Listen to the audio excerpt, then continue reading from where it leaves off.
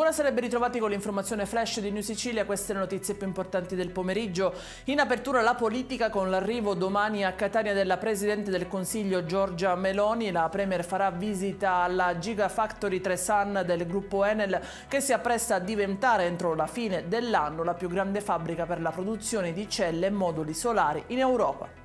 La Procura di Palermo ha chiesto la condanna a 14 anni e 4 mesi di carcere per Giovanni Luppino, l'autista di Matteo Messina Denaro, arrestato insieme al boss il 16 gennaio del 2023. L'accusa è di associazione mafiosa.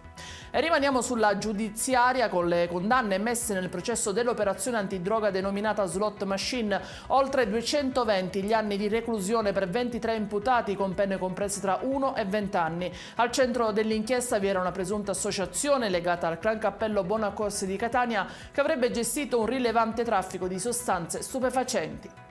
Brutte notizie per i fumatori. Da oggi è arrivato il rincaro delle sigarette previsto dalla legge di bilancio 2024. I costi saranno in linea con quanto stabilito dall'Agenzia delle Dogane e dei Monopoli di Stato dello scorso 31 gennaio. E in chiusura il meteo, continuano le belle giornate in Sicilia, anche per domani non sono previste precipitazioni e le temperature si manterranno nella media stagionale. I dettagli su queste notizie li trovate sul nostro sito www.nosicilia.it e sui nostri canali social. Arrivederci.